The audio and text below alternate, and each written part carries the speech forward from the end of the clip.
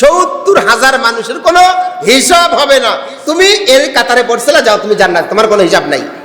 আর কঠিনগুলো বললাম, তার চেয়েও সহজ, ইচ্ছা করলে নিমিষেই সেকেন্ডের মধ্যে যে কাজগুলো করা যায়। 1 নম্বর, আপনি যদি রাস্তা থেকে কষ্টদায়ক বস্তু যদি দূরে ফেলতে পারেন। আপনার রাস্তা দিয়ে হাঁটতেছেন, দেখতেছেন একটা কাঁটা পড়ে আছে, একটা খোয়া পড়ে আছে, একটা বাদামের খোল পড়ে আছে, আপনার একটা কলার চোষা পড়ে আছে। আপনি এই জিনিসগুলো যদি রাস্তা থেকে সরে ফেলেন, আমার রাসূল বলেছেন ওকে আমি জান্নাত দান করে দেব। 2 নাম্বার, সব সময় সত্যের উপর অটুট থাকবেন, মিথ্যাকে প্রশ্রয় দিবেন না। সত্যের উপর অটুট থাকবে যারা, আল্লাহর জান্নাতে যাবে তারা। কিন্তু আমাদের ঈমানটা এতই দুর্বল যে হর হামেশা আমরা সত্যের উপর অটল না থেকে মিথ্যার উপর আমরা অটল থাকি, মিথ্যা সাক্ষ্য দেই। আছে না নাই? অনেক আছে। আমার রাসূল বলেছেন সত্যের উপর অটল থাকবে যারা, আল্লাহর জান্নাতে যাবে তারা।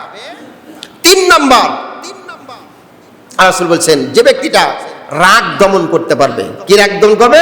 রাগ যারা দমন করবে ওই ব্যক্তিটা আল্লাহর জান্নাতে যাবেই যাবে। আল্লাহ নবী বললেন দুল্লানি আলা আমালিন। জনৈক ব্যক্তি রাসূলের কাছে এসে বলতেছেন, ইয়া রাসূলুল্লাহ, ইয়া হাবিবাল্লাহ, আপনি একটু আমাকে কিছু আমলের কথা বলেন যে আমলগুলো করলে আমি জান্নাতে যাব। আল্লাহ নবী বললেন লা তাকযিব ওয়ালাকাল জান্নাহ। রাগকে দমন করো, রাগকে কন্ট্রোল করো। রাগ কন্ট্রোল করবে যারা, জান্নাত পাবে তারা। আমাদের মানুষের মধ্যে অনেক মানুষ আছে রাগ, অনেক রাগ, ঠিক না বেঠি? এই রাগ যারা দমন করবে, রাগকে যারা কন্ট্রোল করবে, এরা জান্নাতে যাবে। আল্লাহ রাসূল বলেছেন রাগকে দমন করো। রাগ এমন একটা জিনিস, এই রাগ যারা দমন করবে আল্লাহর জান্নাতে তারা যাবেই যাবে। আলহামদুলিল্লাহ। 4 নম্বর, কোন রোগীকে যদি কোনো মানুষ দেখতে যায়, আল্লাহ পাক তাকে জান্নাত দান করে দিবে। কাকে?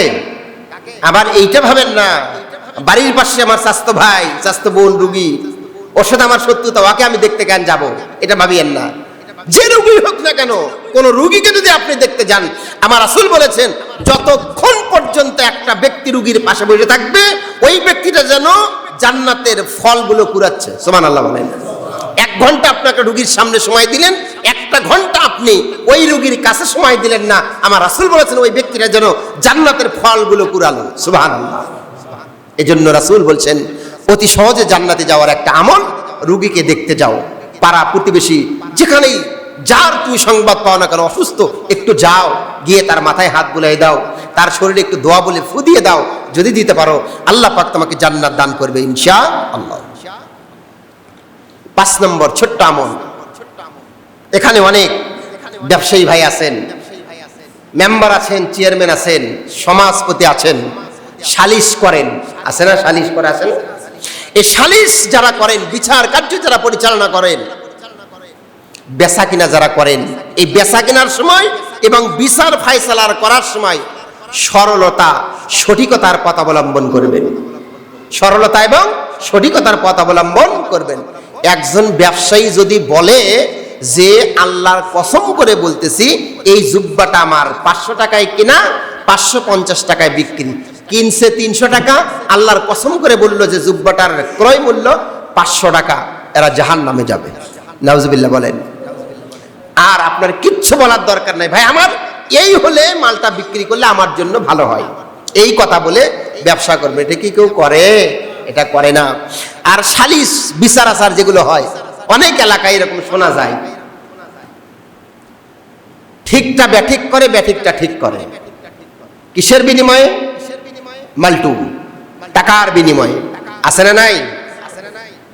আলহামদুলিল্লাহ আপনাদের এলাকায় যারা এই কাজগুলো করে, আমি যতটুকু শুনেছি, জেনেছি, আলহামদুলিল্লাহ তারা অনেক ভালো। তারা মালটুর ধান্দা করে না, তারা সঠিক বিচারটাই করে। আল্লাহ পাক তাদেরকে আরো জ্ঞান জেহেন বাড়িয়ে দেখ, সঠিক বিচার করার তৌফিক দান করুক। চিল্লাই সকলে বলি আল্লাহুম্মা আমিন। এজন্য রাসূল বলেছেন বেচা কিনাই এবং বিচার ফায়সালায় যারা সরলতা, সঠিকতার পথ অবলম্বন করে, এরা জান্নাতে যায়। 6 নাম্বার, আপনার যদি 2টা কন্যা থাকে, 2টা মেয়ে থাকে, এই 2টা মেয়েকে যদি আপনি সুন্দর করে লালন পালন করে সৎ পাত্রস্থ করতে পারেন, আল্লাহ রাসূল বলেছেন 2টা মেয়েকে সৎ পাত্রস্থ করার কারণে আল্লাহ পাক তাকে ডবল জান্নাত দান করবেন। সুবহানাল্লাহ। এমনি করে ইয়েতিমদেরকে লালন পালন করলে, বিধবাদেরকে লালন পালন করলে আল্লাহ পাক তাদেরকে জান্নাত দান করে দেয়। 7 নম্বর ছোট্ট আমলটা হলো পিতামাতার সঙ্গে সৎ আচরণ করবেন, আব্বা আম্মার সঙ্গে ভালো ব্যবহার করবেন। 8 নম্বর জিহ্বা এবং লজ্জাস্থানের হেফাজত করবেন, জিহ্বা এবং লজ্জাস্থানের হেফাজত করবেন। কথা বলতেছে, ব্রেক নাই, ব্রেক ছাড়া কথা হচ্ছে, ছেড়ে দিচ্ছে, এর পরিণতি কি হবে এটা ভাবতেছে না।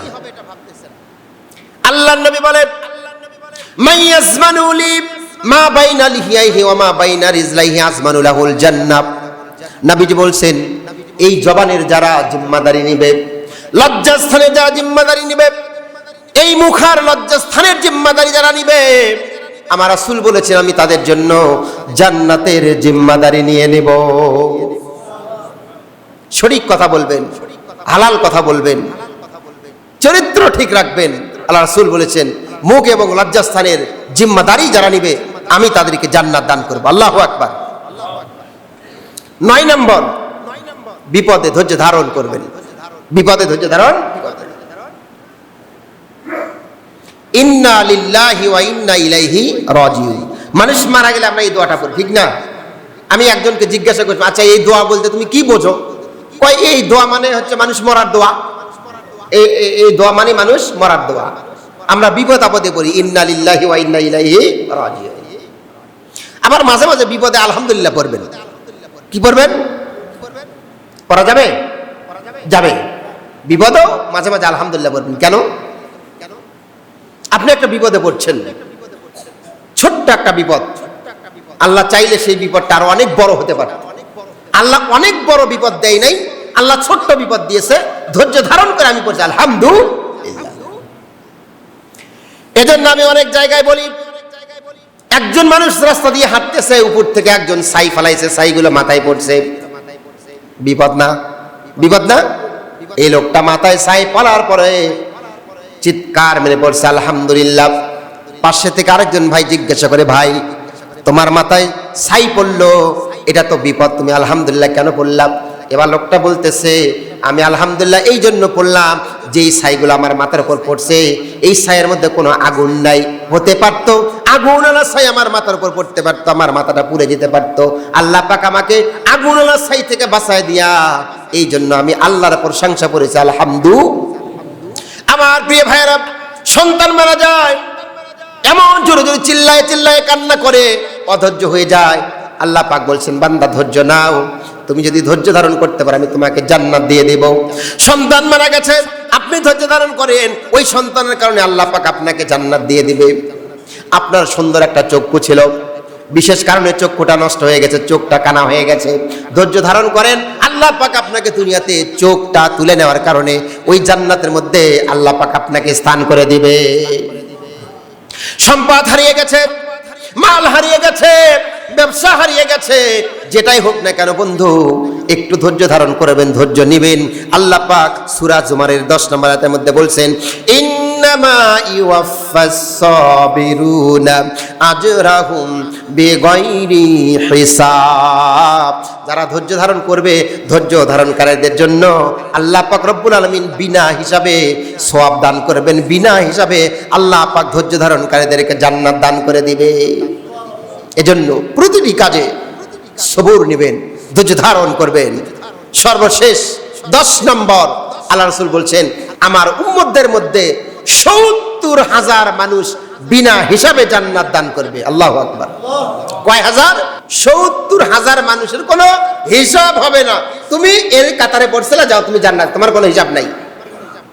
তো এবার মিলাইয়ে দেখেন, এখানে যতগুলো বসে আছেন এই রোগটা সবগুলোর মধ্যেই আছে। তার মানে আমরা কেউ ওই বিনা হিসাবে জান্নাতে যেতে পারতেছি না। যদি থাকেন জান্নাতে যাবেন, রাসূলের হাদিস। সেটা হলো ঝাড়ফুঁককে বিশ্বাস করা। কি ফুক বলেন তো? ঝাড়ফুঁক। ঝাড়ফুঁক 2 প্রকার, একটা কোরআন হাদিসের ঝাড়, আর একটা হচ্ছে বিভিন্ন প্রকারের শিরকিয়াতের ফকরেলির ঝাড় আছে না নাই? এই ফকরেলির ঝাড়ে যারা বিশ্বাস করবেন তারা এর মধ্যে পড়বেন না, আর যারা বিশ্বাস করবেন তারা এই যে ঝাড়ফুঁক, ফকরেলি ঝাড়ফুঁক, এটা আমার কিছু করতে পারে না এরকম বিশ্বাস যারা করবেন, বিনা হিসাবে তারা আল্লাহর জান্নাতে চলে যাবেন ইনশাআল্লাহ। ঝাড়ফুঁক করবেন কোরআন থেকে, সূরা ফাতিহা দিয়ে, দরুদ শরীফ দিয়ে, সূরা নাস দিয়ে, সূরা ফালাক দিয়ে। কারণ আল্লাহ রাসূল সাল্লাল্লাহু আলাইহি ওয়াসাল্লাম বলেছেন, যত ওষুধ মানে রোগ রয়েছে, যত রোগ রয়েছে, সব রোগের মহা ঔষধ হচ্ছে সূরাতুল ফাতিহা।